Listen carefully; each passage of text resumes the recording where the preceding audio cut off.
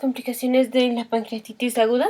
Las complicaciones incluyen pancreatitis necrotizante, y de ahí puede ir a una pancreatitis hemorrágica, el absceso pancreático, pseudoquiste, trombosis de vena esplénica y otras cosas como el síndrome de distrés respiratorio agudo, falla renal o pancreatitis crónica, pero estas complicaciones las vamos a ver específicamente en otros videos cuando veamos nada más síndrome de distrés respiratorio, falla renal y pancreatitis crónica. Aquí nada más nos vamos a enfocar en las complicaciones del páncreas.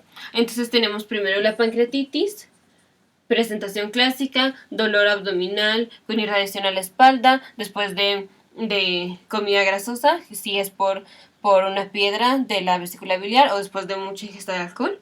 Entonces, llega el paciente así, pedimos amilasa y lipasa, más la biometría hemática, electrolitos, y vamos a ver que la amilasa y la lipasa están elevadas. Ok, diagnóstico con esto, porque generalmente necesitamos 2 de 3 criterios, pero la tomografía computarizada generalmente no se hace, se reserva para complicaciones o si el paciente no ha mejorado después de 48 horas. Entonces, manejo, ponemos 2 líneas intravenosas para dar fluidos y por si se necesita otra, entonces son 2 líneas. Damos nada por vía oral, ponemos una sonda nasogástrica y manejo de dolor. Manejo dolor con morfina, porque la meperidina puede causar convulsiones. Luego, si el paciente desarrolla signos de pancreatitis severa, entonces sería hipoglucemia, hipoxia, hipocalcemia, hemoconcentración, o sea, el paciente está perdiendo fluidos y entonces se concentra más, o sea, el hematocrito se va a ver elevado aquí en la biometría hemática. Que tenga acidosis metabólica, leucocitosis.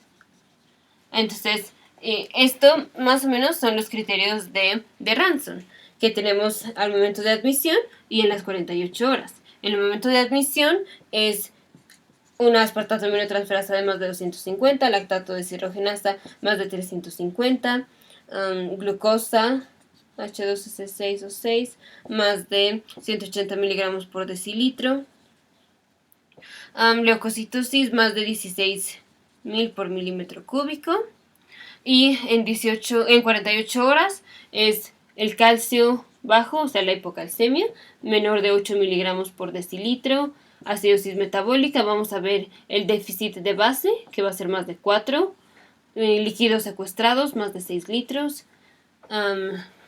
Para la acidosis metabólica vamos a pedir bicarbonato y pH. Y la presión parcial de oxígeno molecular, para si es abajo de 60 milímetros de mercurio, esto para ver la hipoxia. Ok, entonces tenemos pancreatitis, ya es pancreatitis severa. Para pancreatitis severa podemos tomar los criterios de Ranson, hay otros como Apache y Marshall, pero bueno. Una complicación es pancreatitis necrotizante. Esto generalmente ocurre 2 semanas después. Y 2 semanas después es cuando hay tejido necrosado. Entonces, para esto vamos a pedir una tomografía computarizada y vamos a ver que si hay más de 30% de tejido necrótico, entonces damos antibióticos, generalmente es imipinem o meropenem, más hacer una biopsia guiada por tomografía computarizada, y si en la biopsia se ve una colección de fluido infectada, entonces se hace debridación y drenaje. Pero esto nada más tiene CT scan, bueno, en la biopsia se ve el tejido infectado. Entonces, de los antibióticos, solo hay como 4 indicaciones para antibióticos, porque no se dan de manera profiláctica. Aquí una que ya vimos es pancreatitis necrotizante con una biopsia guiada por tomografía computarizada que muestre tejido infectado. Entonces es pancreatitis necrotizante con tejido infectado. La otra sería si el paciente desarrolla colangitis. Y la otra es en el absceso.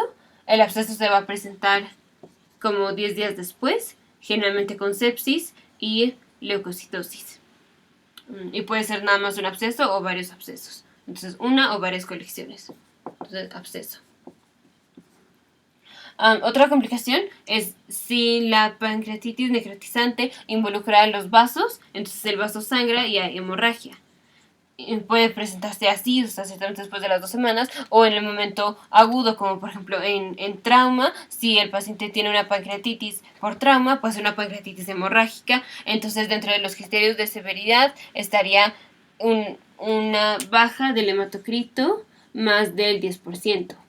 Y esto es porque hay hemorragia, y es lo que distingue a la pancreatitis hemorrágica de la pancreatitis edematosa. Donde hay hemoconcentración, aquí en la pancreatitis hemorrágica hay baja del hematocrito.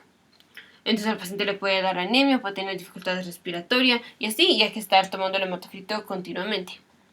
Bueno, también a estos pacientes se les va a pedir diario la tomografía computarizada para ver si desarrollan el absceso. Y el absceso se drena percutáneamente, generalmente, o si no se puede, si no se puede hacer subcutáneo, entonces se hace a cielo abierto.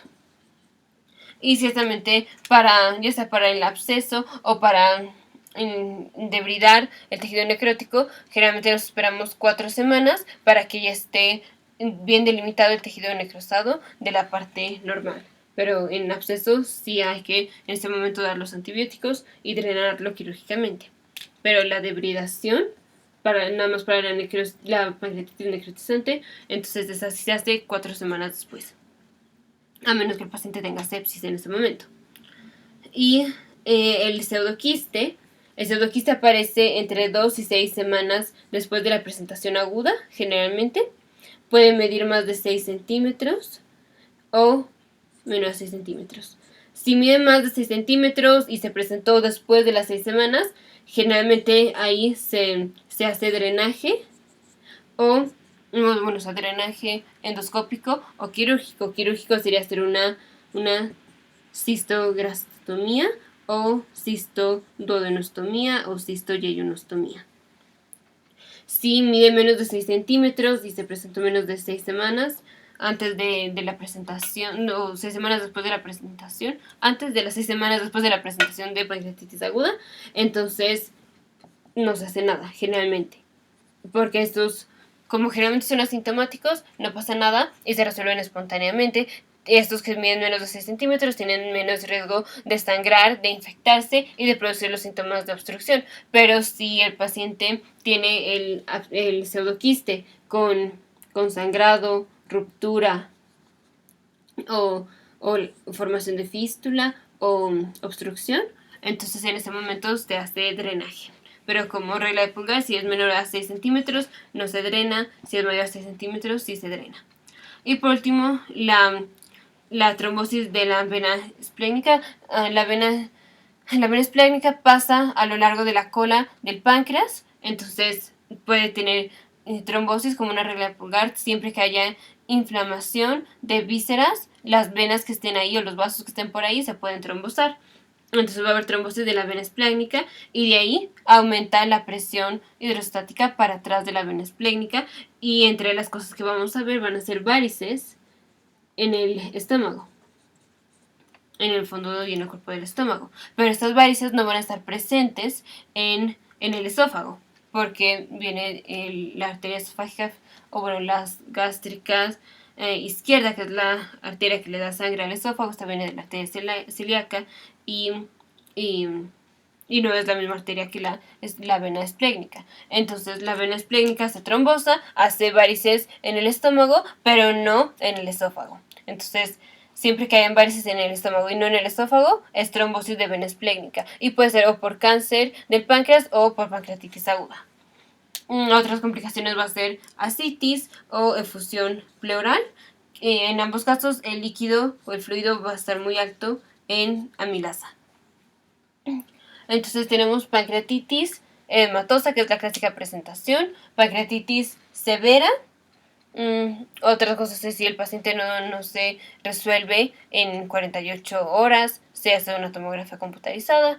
También si Si el paciente tiene síntomas de obstrucción y no va mejorando, entonces puede ser que haya sido por una piedra. Entonces, en ese momento hacemos la colangiopancreatografía por resonancia magnética y si encontramos la piedra, se hace la colangiopancreatografía por endoscopía retrógrada. Aunque siempre recordemos en el manejo agudo o al inicio de la pancreatitis edematosa pedimos ultrasonido para ver las piedras. Y ya otra cosa es pedir la colangiopancreatografía por resonancia magnética. Eso si el paciente no ha mejorado, tiene síntomas de obstrucción y digamos tiene enzimas hepáticas elevadas, entonces pancreatitis, amilasa, lipasa elevada y enzimas pancreáticas elevadas generalmente es por una piedra que está obstruyendo, entonces habría que quitarla. Ya vimos la complicación de pancreatitis necrotizante, que puede ser que se infecte el tejido, que lleve a una pancreatitis hemorrágica, o la pancreatitis hemorrágica puede aparecer así desde un inicio, que es por ejemplo en una pancreatitis por trauma. El absceso se drena quirúrgicamente. Los antibióticos para colangitis, absceso, pancreatitis necrotizante infectada. El pseudoquiste se drena si es mayor de 6 centímetros y si es menor de 6 centímetros no se drena. Y la trombosis de la vena esplénica.